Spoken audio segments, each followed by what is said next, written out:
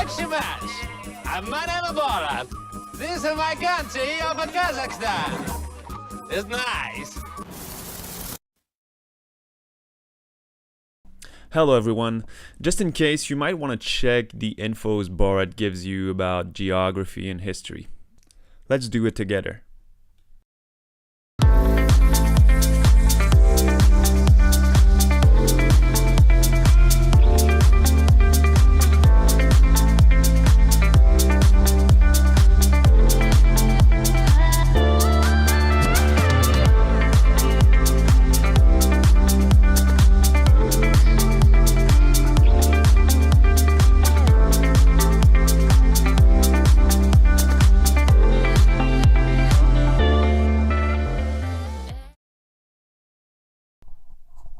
So first thing you gotta know about Kazakhstan is that it is located in Central Asia, having Russia and China as their neighbors.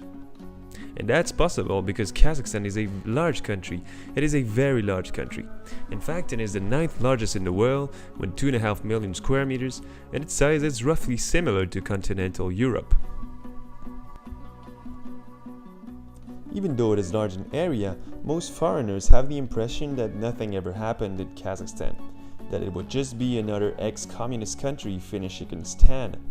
But in fact, many archaeologists believe that one of the greatest innovations in human history took place there, as the first phenomenon of human domestication of horse is believed to have taken place in today Kazakhstan.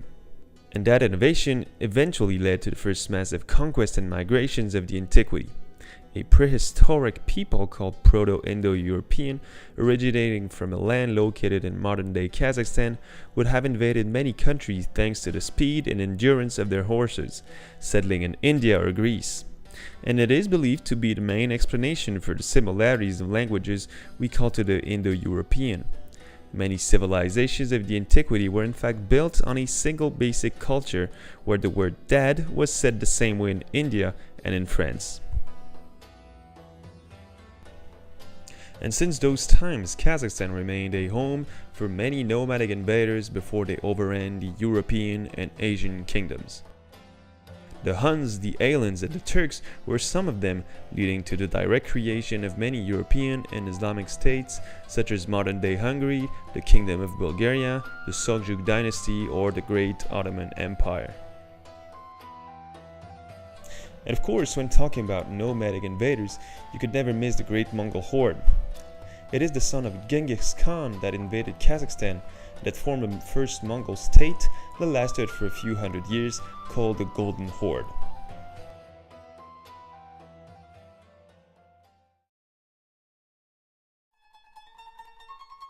Taking advantage of the fall of the Golden Horde, two legendary local lords founded the Kazakh Khanate in 1465. The Kazakh Khanate is today the cultural reference for the Kazakh culture, being the base of the ethnogenesis of the Kazakh people.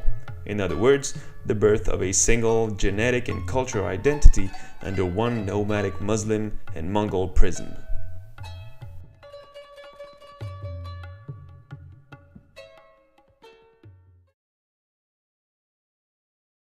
Finally, after centuries of relative prosperity in the Khanate, but also internal divisions, the Russian Empire managed to stop Kazakh raids by invading and gradually controlling the country at the beginning of the 19th century.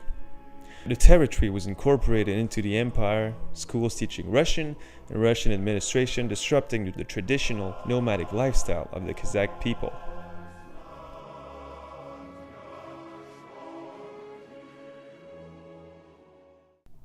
For the years to come, citizens from the entire Russian Empire, ranging from Slavs, Germans to Jews, would colonize the country and help it make its debut in the industrial era.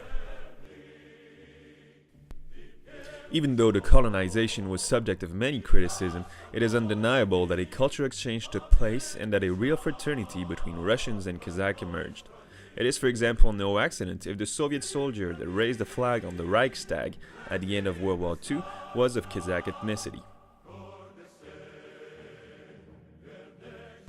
Russian institutions were open to Kazakh citizens, and even the very popular Kazakh poet Abay Kunanbayuli went to Moscow's university, encouraging his peers to do the same.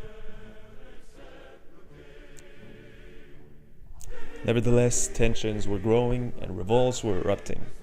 And it was not until the proclamation of the Kazakh Soviet Socialist Republic in 1920 that the situation was normalized, with the help of that good old friend Vladimir Ilyich Lenin. But this announced tough years to come, with a massive order disruption in the country, leading eventually to the famine called the Goloshikin genocide that killed a staggering proportion of 42% of the country's native Kazakh population, making this ethnicity a minority in their own country. Apart from the global industrialization and development of natural resources extraction, Kazakhstan was destined by Soviet leaders to become a granary for the whole USSR. As a result, most of Kazakhstan's population still earn their living today from agriculture. In the 80s and the 90s, the years of unrest with the Russian-led USSR finally led to a declaration of independence in 1991.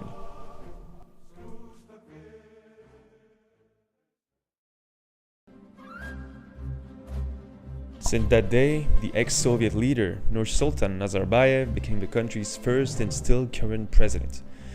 And it seems like it will remain that way for a few years now, as he was recently re-elected with 97.75% of the vote.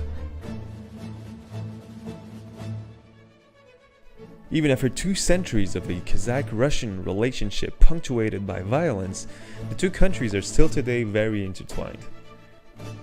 Many Kazakhs indeed considered themselves brothers to the Russians, lots of them having migrated to Russia due to the favorable economic condition.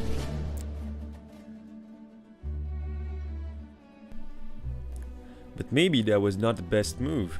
Kazakhstan's economic situation has boomed, and according to the Economic Freedom Index of 2018, Kazakhstan ranks at an honorable 41st place in front of countries like Poland, Belgium, or its Russian and Uzbek neighbors.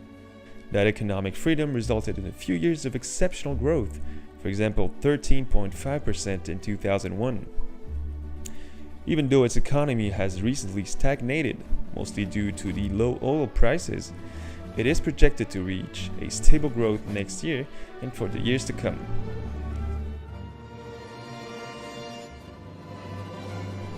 Most of this economic dynamism is in direct relation with the gigantic natural resources that exist in the country.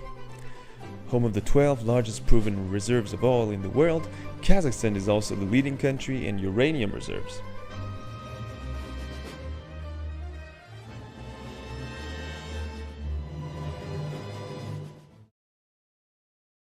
So with a public debt of only 15% of its GDP, a rapid decline of poverty rates, and progressive shift towards the service sector, Kazakhstan has some very strong fundamentals.